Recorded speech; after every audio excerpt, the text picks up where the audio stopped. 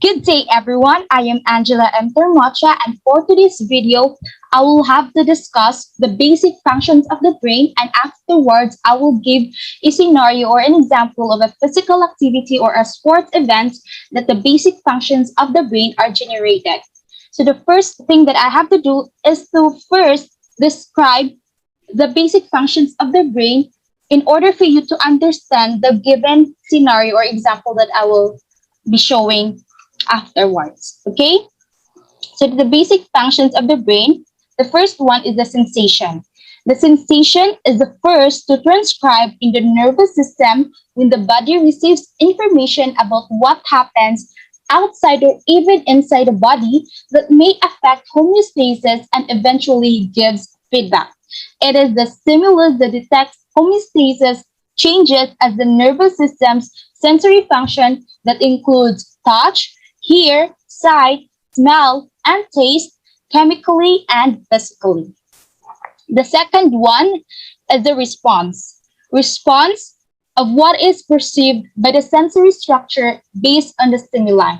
The motor is directly initiated from the nervous system through a system linking the skeletal muscle or skeleton movement, which is voluntary, cardiac muscle or heart rate, and smooth muscle or digestion, as well as neural control or land activation that are involuntary.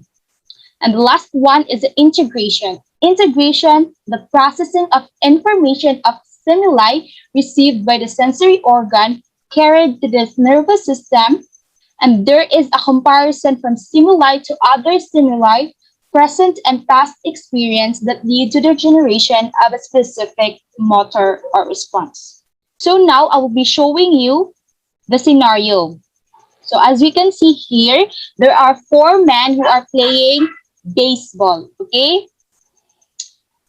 So mo ni siya yung scenario. So a baseball is also a sports event. So the man who wear a green cap is the batter. So kani siya, mo ni siya yung batter. And the man who wear the blue cap is the pitcher. Of course, ang batter, mo na siya mo-hold sa bat. And then, ang pitcher, mo na siya mo-hold sa ball and then will pitch the ball. So, to hit a pitched ball is considered one of the hardest feats in sports.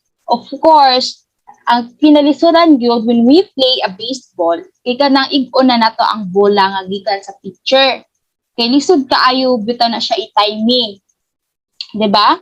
So, a batter has just milliseconds to figure out how fast the ball was thrown, where it will cross the plate or not, and if he'll swing or not, and how.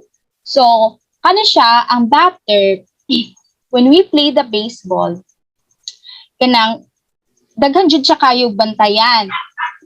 First is kanang iyang position, second, iyang paggunit sa bat, and also kanang pag-figure out sa kung giun sa pitcher pag kanang pagtira sa bola. Like, iya ba nang iswing kadaghan, iya ba nang iswing or dili. So, daghan yun bantayan ang kanin siyang batter. So, generally, what's going on is that your visual parts of the brain, so as we can see here, in the batter, pakita ta sa yung eyes, di ba? Grabe siya kayo bututo. So when we use the visual parts of the brain, is we use na atong sensation. Kaya nagamit naman ta sa atong mata. And atong mata is a sense organ na siya, di ba? Sa atong brain. So when we use our senses, especially atong mata, nag-use of sensation, which is a basic function of the brain.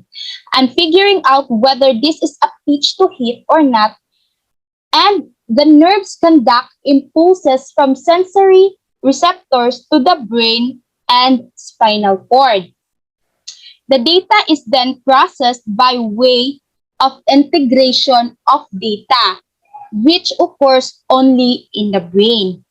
So after magamit na itong sensation, like kanang gigamit na itong kanang sense of sight, muna na siyang mo conduct na siyang impulses from sensory receptors to the brain, and then ang mga data or information nga nakita sa atong mata, i-process na siya into way of integration of data.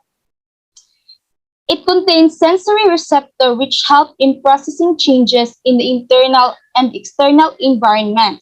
And by the time the batter has to decide what might be his strategy in hitting the ball. So muna na siya nga moment nga after we use our sensation, muna nata maguna-huna na ta kung sa atong mga strategy or sa atong proseso nga atong buhaton in order for us nga makaigot ta sa bola. 'Di ba? Magamit na ta sa integration. The integration is kanang part nga naguna-huna na ta or nag-decide na ta unsa atong buhaton.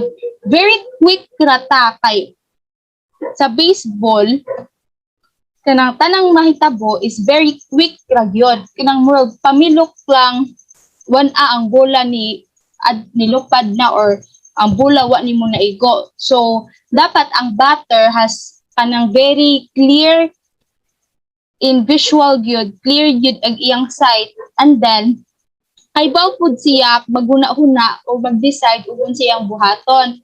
Aron afterwards they have to connect that to the motor parts of the brain. After na to i-process na ang mga data nga nakuha sa imong senses, and then gi-process na sa imong brain, those are the parts of the brain that allow you to move. And when your visual processing says, this is a pitch I want to hit, it will then connect to the motor parts of the brain that allow you then swing the bat and hopefully make contact with the ball. So by the time nga imo nang maigo ang bola, mo na response sa imong brain. So muna na siya response. The moment na mahit na mong bola or the moment nga imo nang swing pag-swing na nimo sa bat, din maigo na nimo ang bola, mo na response sa imong brain. So that's all for my discussion for today, and I hope na nakasabot lang mo sa mga basic functions sa brain and the given scenario and the given example. Okay? So that's all, and thank you for listening. Goodbye.